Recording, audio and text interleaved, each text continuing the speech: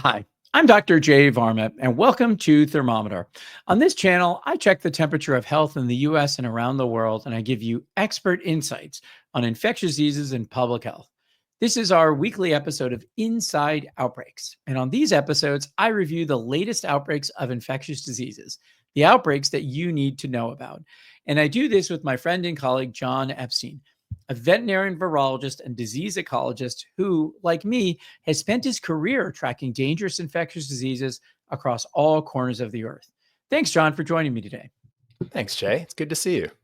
So, Jon, I remember you have been shifting back a little bit to some clinical work, right? And weren't you going to New Jersey for some of this as well, too? Is that right? That's true. I spent some time out in New Jersey in a veterinary clinic. Yeah, Okay. why?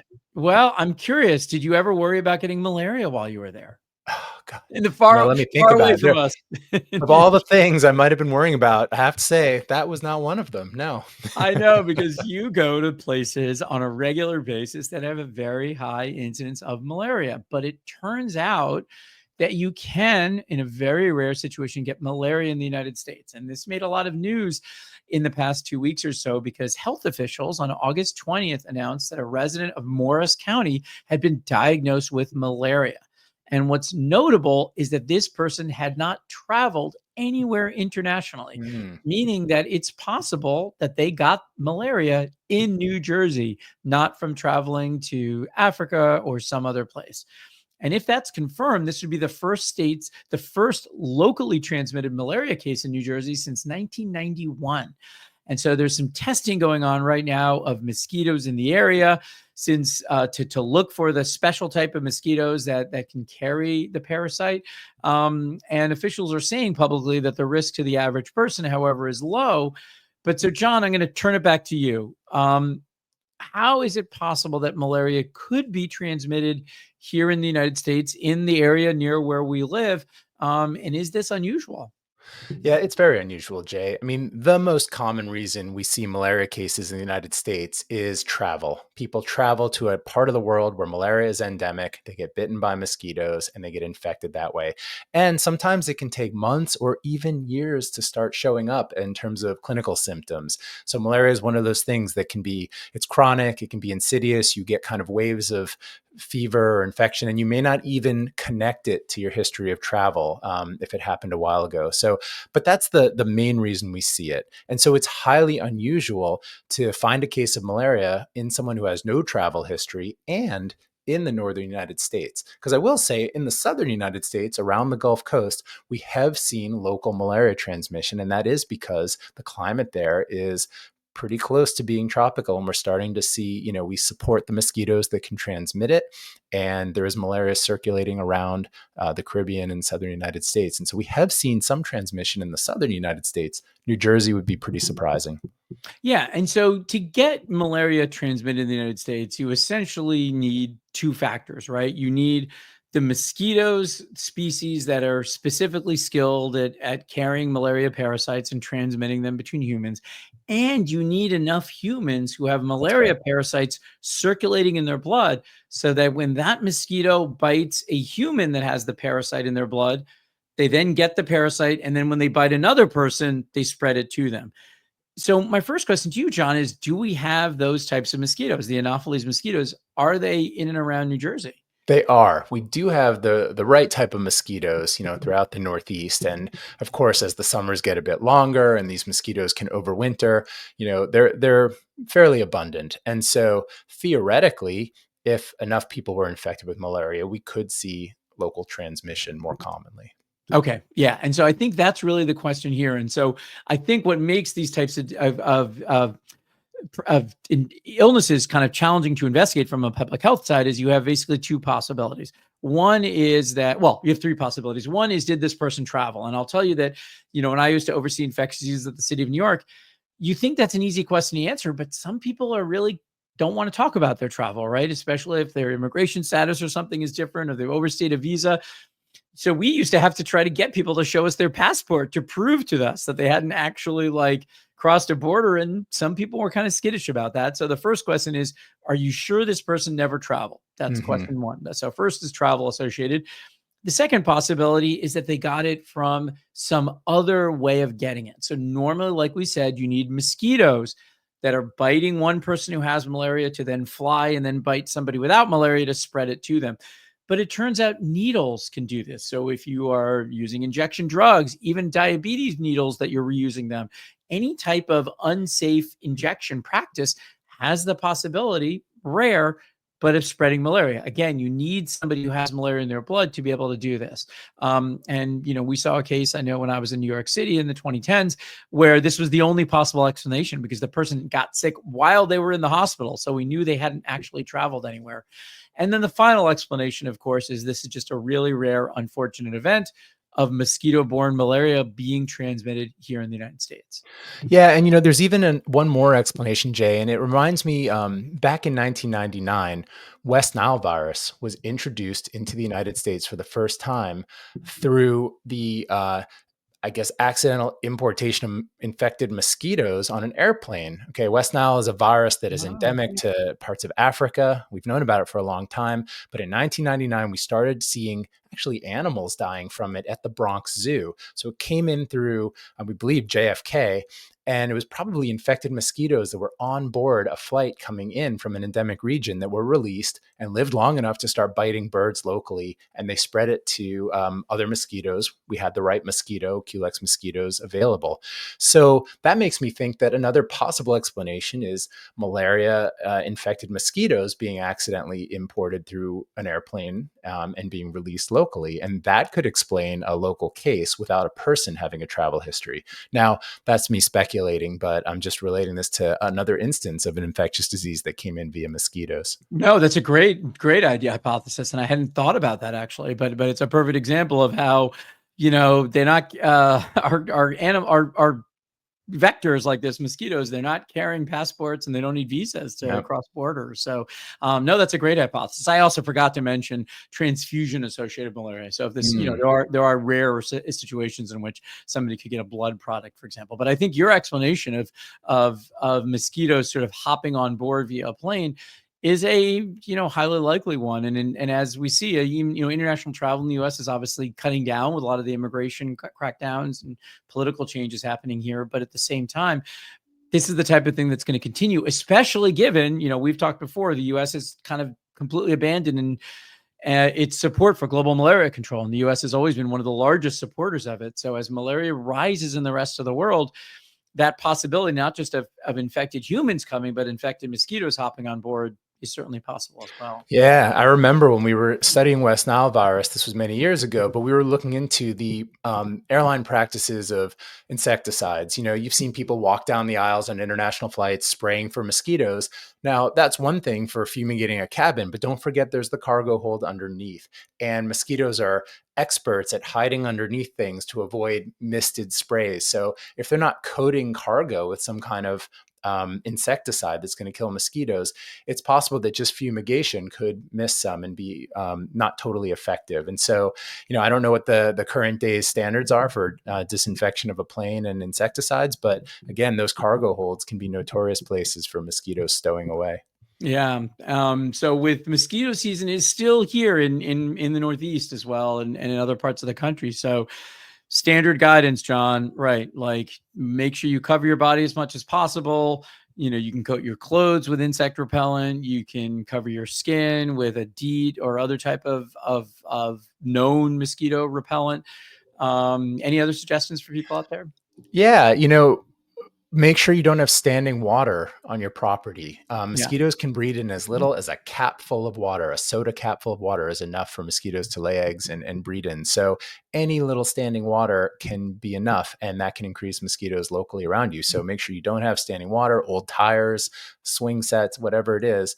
That's really important because while the risk of malaria transmission is still very low in the United States in general, but particularly in the Northeast, we have West Nile virus. That's a really, bad one that you want to avoid. So best to avoid getting bitten by mosquitoes if you can. All right. So, John, a few weeks ago on our episode, we talked about a rare parasitic infection called screwworm, Yep. and because there had been some concern about this parasite potentially coming into the United States and not so much causing human illness, but devastating the cattle industry. So essentially that, because this parasite was sort of moving northward through Latin America and Central America and into Mexico, that it could enter places like Texas and really disrupt our food supply, our beef, everything we rely on. And now it turns out that there is a human case of infection with screwworm in Maryland, of all places. And there's some weirdness about how this was disclosed as well, too, unfortunately. What we know right now is that the case was identified in Maryland earlier this month, in August, in a traveler that was returning from Central America, where screwworm outbreaks have been spreading northward. But it's bizarre, actually, how CDC and HHS actually handled this case. There was a delay in disclosure. CDC supposedly confirmed this infection on August 4th, but news of it only emerged several weeks later when people in the cattle industry and state health officials were talking about this. So we didn't get an announcement from the federal government. It kind of just got spilled into the news by industry people talking with some veterinarians. And that lack of transparency has rattled people who weren't part of those conversations, whether they're veterinarians, livestock producers. And then the second issue is the internal report that was originally discussed says that the case was linked to travel from Guatemala. But the public statement after HHS and CDC were asked specifically about it said that the case was linked to El Salvador. And I think it's not so important what country this is associated with, but how come the basic facts aren't coming out? So John, let's first talk a little bit about the importance of talking about and publicizing cases like this occur as they occur. Why is that important? Well, first of all, we need to be able to track the progress of this parasite, the progress of these worms. And because there's such profound economic damage that can occur if it gets into US cattle, it's important we understand where these cases are occurring. And, if we get cases coming to the United States, now human infection is possible, but it's pretty rare. But what we don't want is for, someone to accidentally bring it onto a farm and introduce it to livestock there, whether that's, via people or probably more likely bringing animals in, bringing larvae in, whatever it may be. And animal movement is the big risk, more so than infected people coming in. It's moving animals up northward and across the border. And there was also, we've seen cases in Mexico as well, human cases that we have to track. And so again, understanding the geography and where screwworm is present. Yeah, it turns out that there are 40 cases have been diagnosed and reported in Mexico. Now, and I suspect there are more cases diagnosed than actually reported, just because people don't always have access to healthcare, especially if you're, living in a rural area working on a farm. So there've been 40 cases that have been reported in Mexico, and a new case was recently reported in Tabasco. And Chiapas has reported 36, Campeche has reported 3. So there is a clear northward movement of this parasite in animals, and we're seeing evidence of its infection in humans. And so travel associated cases are kind of the sentinel event for that. But John, of course, we're really mostly worried here, not so much about humans getting ill. So when humans get illness, they essentially there is no any parasitic treatment, I think, available beyond simply trying to extricate the parasite from a wound on your skin and trying to clean and debride the damage that it's done, get rid of it. But let's talk about the damage to animals. Why are we so concerned about this? Why are you and I even talking about it today? What would happen if screwworm becomes more established here in our animal population? Yeah, well, you said something important there. No approved drugs to treat screwworm, and that's true in veterinary medicine as well. And in fact, this is notable. Just this week, I believe, the FDA issued an emergency use authorization for other veterinary drugs that could be effective against larvae and worm parasites to be used for screwworm. So in anticipation of the likelihood that we're eventually going to see animal cases and that there are no approved veterinary drugs for screwworm in particular, veterinarians are now authorized to use any other drug that may be effective against this. And the reason this is so damaging, of course, is that the flies that lay eggs that become larvae, that are the screwworms, can lay hundreds of eggs on a single point on your skin, right at the moment of abrasion or where there's a wound. And then those eggs hatch and become larvae that burrow in and start to destroy healthy flesh. And so this is a really insidious infestation that, if untreated, can make animals very sick and lead to their death. and it's obviously spread. Once you have it in a herd around cattle, it can spread across the entire herd, and it's very difficult to control. So the best thing to do is prevention, Jay. Yeah, and this is what, worries me. And you and I have talked about a lot about the sort of current political climate, and when you defund government and when you get rid of government staff, there isn't a way for industry alone to do this, right? As a collective, there needs to be much, much prompter action. And, we talked a little bit a few weeks ago about, the movement to create a sort of a sterile fly facility, right? Something that can stop the flies, which help transmit this infection. But I am worried that this won't come out fast enough. And part of that USDA announcement about saying, well, throw whatever drugs you want to at it might be a clear recognition and admission that they may not be able to prevent transmission through other means. Well, some good news there, Jay, on that front. The other big news of the week is that Health and Human Services and USDA actually greenlit the construction of a sterile fly production facility in Texas. And it is now being, the U.S. Army Corps of Engineers is working hard to develop this facility that will produce hundreds of millions of sterile flies. And as you know, that's the effective form of control and prevention is we release sterile male flies into an environment where there are flies breeding, and they'll breed with females, but not the females can't reproduce. And that has been effective in the past at eradicating screwworm. So this is a strategy that was used down in Central America, in Panama, to keep screwworm at bay. Now that it's advancing northward, we're working with the Mexican government to produce more sterile flies and release them both in Mexico and other areas where we want to effectively eradicate the flies. All right. Well, Jon, well, we're going to, keep an eye on this. This is obviously so important to the health of our food supply, to the health of animals, and potentially, as we're learning from this case, just in the past week or so, to the health of humans as well, too. And so, yeah, it's an issue that the government is taking very seriously. From what I've been reading, there's strong bipartisan support that everyone believes it's urgent to prevent, screwworm from getting into the United States. Also, I think people believe it is likely to happen. So they're acting as fast as they can at this point, which is encouraging. So yes, let's follow this story and we'll continue to talk about it. Yeah, and thankfully it has a name that sounds really dangerous as well, too. No one wants to be screwed. Sounds pretty awful. Exactly. All right. Well, Jon, thank you very much for joining me today. For everybody out there watching, we really appreciate you enjoying the information that we're doing. And if you are enjoying it, particularly hit the like button, hit subscribe, share it with other people, try to comment if you can. All of those forms of electronic engagement really help us, and it helps us get the message out, and hopefully helps have an impact on how we all protect our health for our families, for our pets, for all the animals that are out there, for our environment. All right. Take care, Jay. Be Bye-bye. well.